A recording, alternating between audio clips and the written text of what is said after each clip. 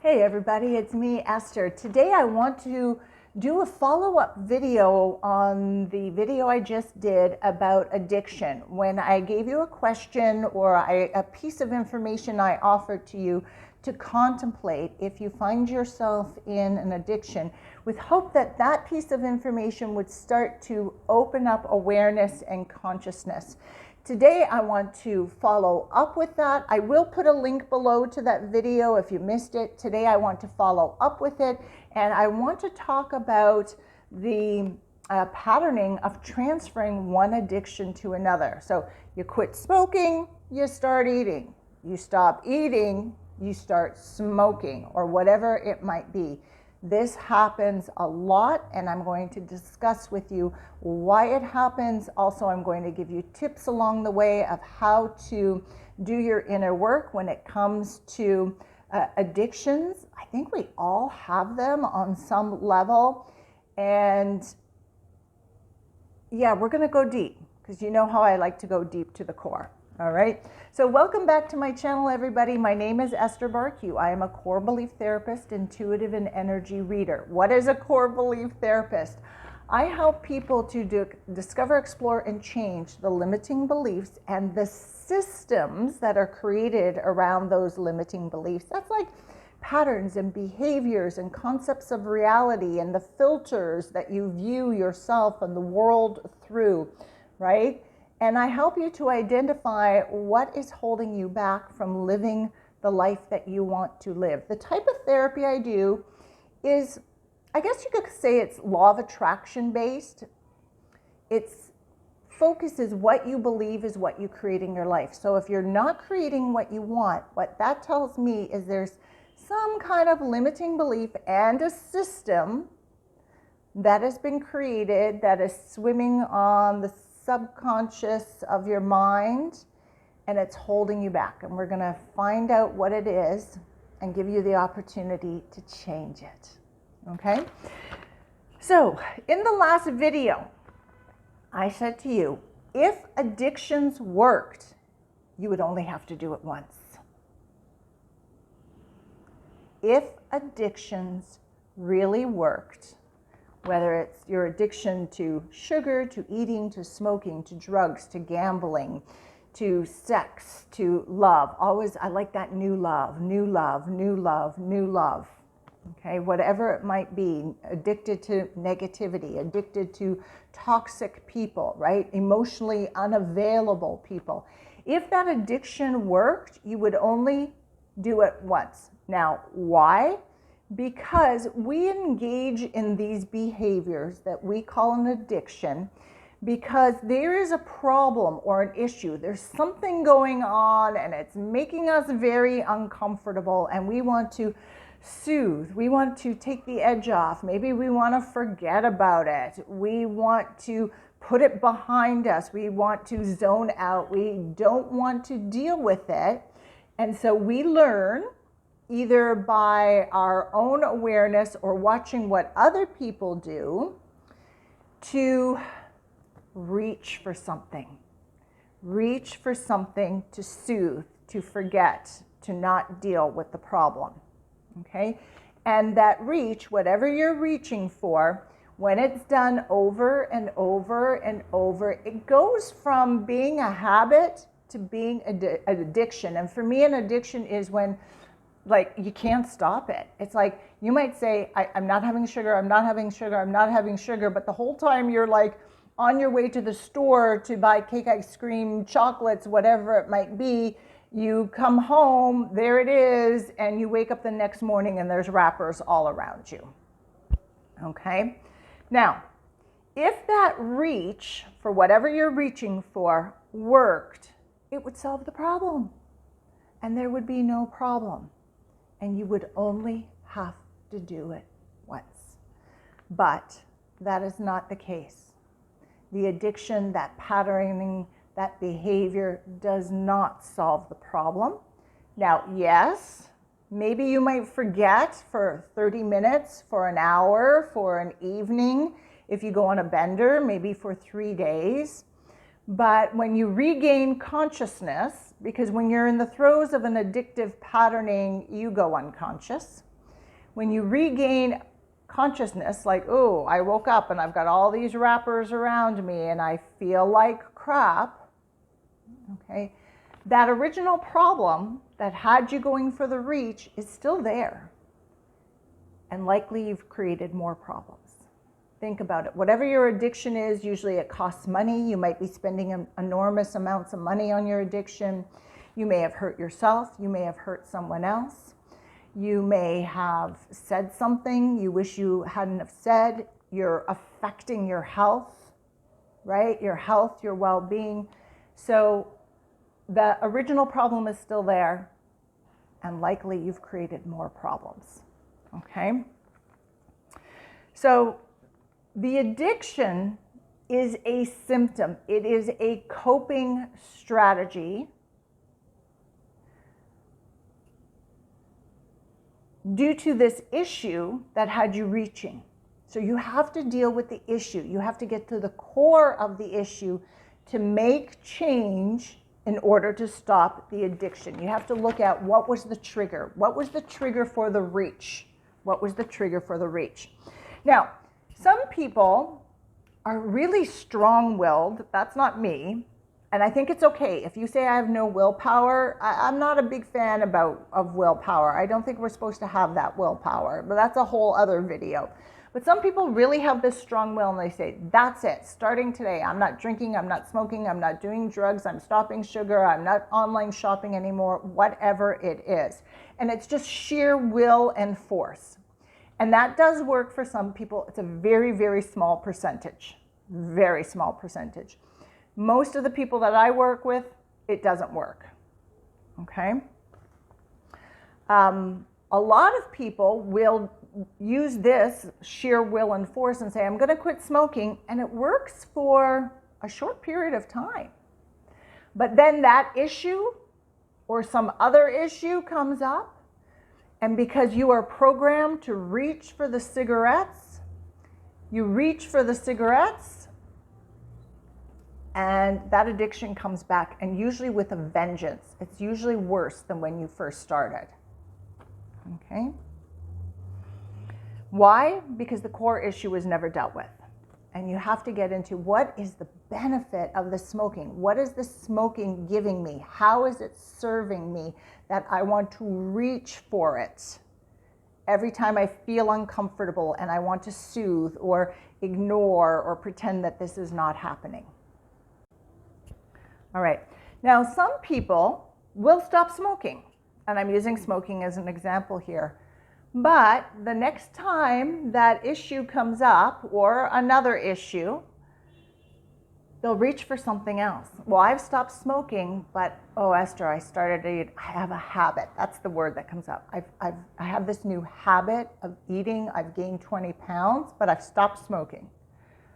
Okay, so what they've done is just transferred one addiction to another. And then if they stop smoking and then stop eating because they don't like the 20 pounds that they've gained, they'll pick up something else until you deal with the core. I know what I speak of because I'm an addict. I'm a sugar addict. I know I've had food and body image issues at least since I was 5 years old, probably before it, inherited from family, and then expanded through society, magazines. I'm of the era of Tiger Beat magazines, right?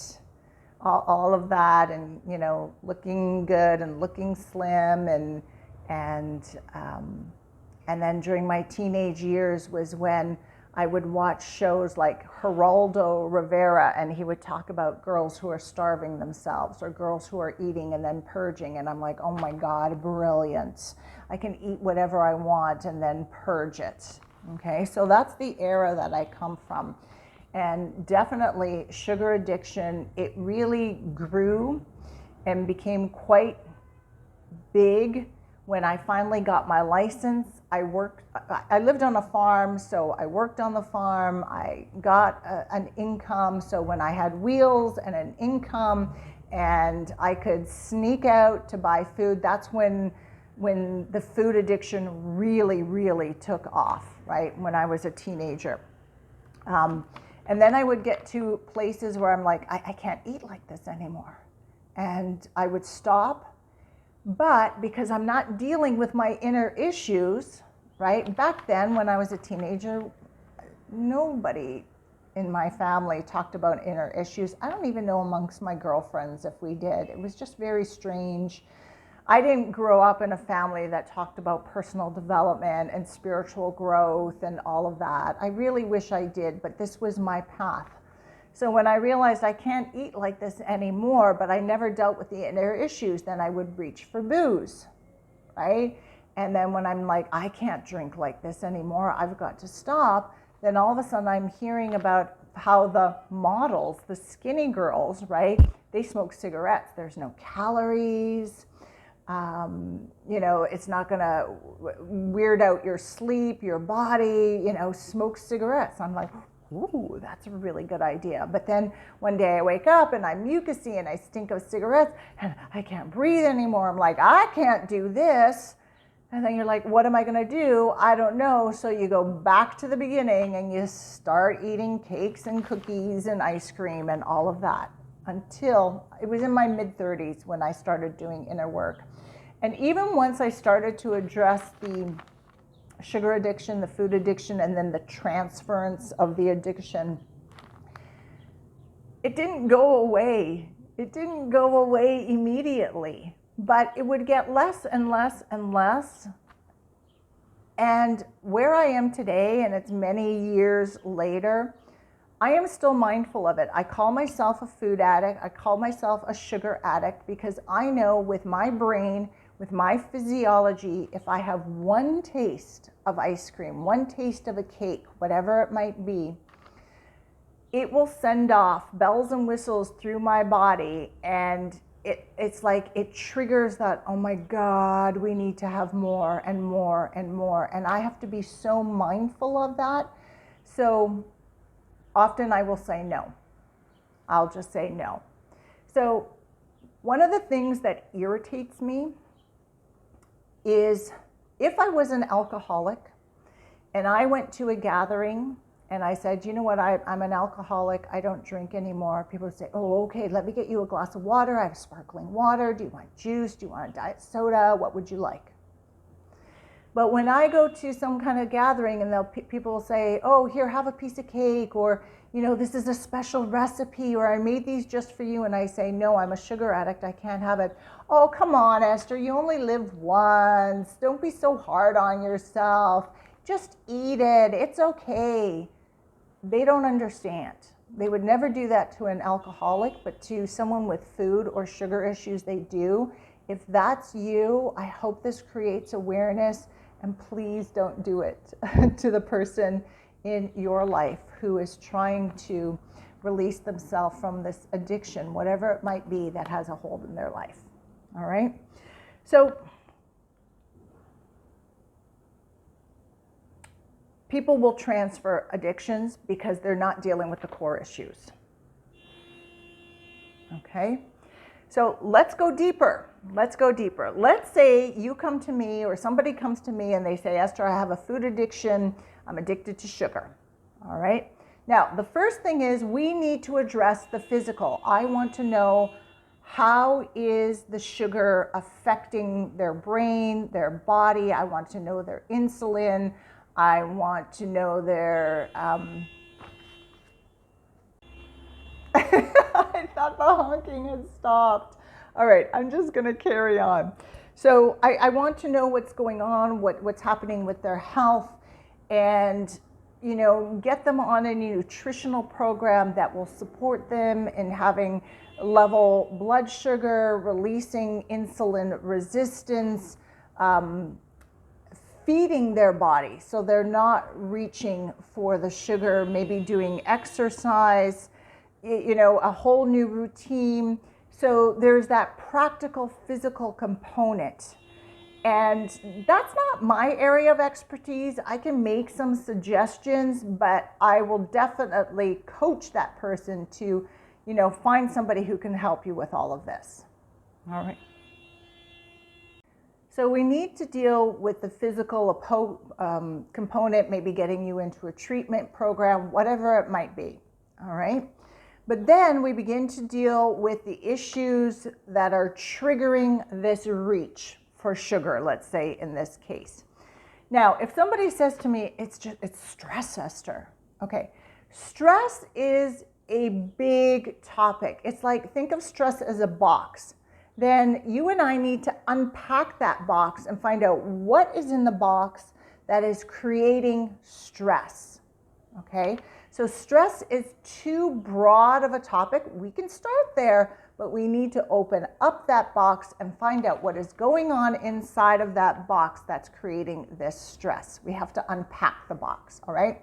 So I might ask a question like, what are you stressed about? I'm stressed about money. I'm stressed about the world situation. I'm stressed about my children. I'm stressed about my health. I'm stressed about my relationship. I'm stressed about my lack of relationships. I'm stressed about my pet. It's aging. It's going to die soon. It's been with me for 20 years. I'm stressed about my home, keeping up with it. I'm stressed about my business. It's too busy. It's not busy enough. I'm stressed about my job, the projects at my job. I've got a big meeting coming up. I'm going to have to speak in front of a lot of people. I'm stressed about that. I'm stressed about my investments. That's my retirement. That's my savings. That's what I'm counting on, and my investments are not doing very well. I'm stressed about my parents. They're getting elderly, and I don't know what to do with them. It could be one thing. It could be many things in this box that's labeled as stress. And each one of those needs to be dealt with. Now, sometimes the core of each of those issues is the same, so we can deal with a bunch of them all at once. But I may need to look at each one of those stressors separately in order to get the full effective change that you are looking for. All right, I hope that makes sense. So here's just an example of what may transpire. So a person will say, I'm stressed about work, Esther. And I'm like, okay, what are you stressed about specifically? I'm stressed if I don't perform well, I may lose my job because people are losing their jobs at my business. Okay? And what do you believe or feel will happen if you lose your job? Well, then I'll have no money coming in. Okay? And if you've got no money coming in, what do you believe or feel will happen? Well, I'll lose my home. I'll lose my home. I can't afford my home. I'll lose my home. And what does that mean? Well, that means I'll be out on the street. Okay? And how do you feel about that? Well, I can't come back from that, or it's going to be really hard to come back from that. And how does that make you feel? Well, then I'll feel like a failure. I'm not good enough. I'm not smart enough. So you see, everything that came up there is a core belief, right? If I don't do well at my job, I'm going to lose my job. Belief. If I lose my job, I won't have money and I'm going to lose my home. Okay? That's not necessarily true, but that's the belief that's happening. And then if I lose my home, I'm going to be on the street. Again, not necessarily true. There's lots of people who have lost their home, moved in with a relative, found out some other situation. But we have a tendency to go to, I'm going to be a bag lady, a street person immediately. Okay, that's a collective program. Okay, I can't come back from it, or if I will come back from it, it's going to be very hard. I'm a failure. I'm not good enough. I'm not smart enough. You see, I'm taking notes during the sessions. My sessions are also taped, but I'm taking notes because at this point, the person is telling me all of the core beliefs that are anchoring this stress that is causing the reach. Okay, and now we need to look at those beliefs. Okay, we need to do conscious work, like, is this really true? Is there another way we can look at this?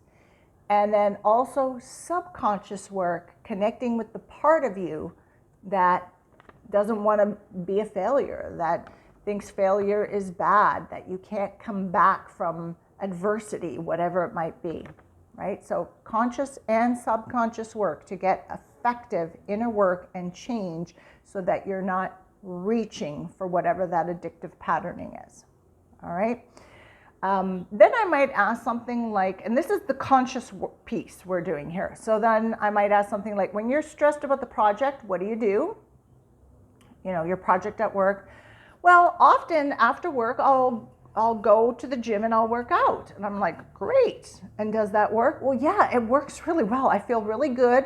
But by the time I get in my car and I drive home, in that short time, the stress comes back because the workout is good, right? You're expending energy, but you're not necessarily dealing with the core issue.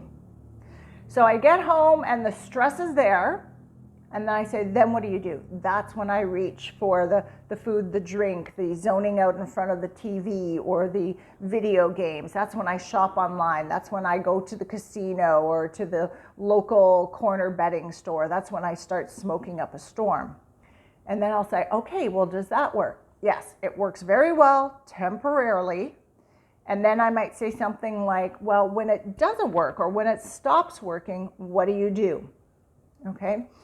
And most people in the throes of addiction will say something like, I'll either switch, right? I'll go from eating to drinking to smoking. That's where the switch may come in. Or I don't know what else to do. I continue to eat, I continue to smoke, but now I double up on it. And that is a very common patterning amongst people.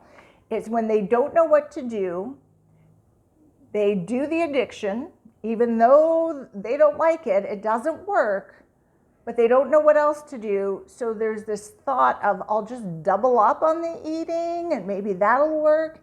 And I know it sounds strange and bizarre, but so many people have this. And again, I believe that's a collective programming, or they've watched somebody else do it.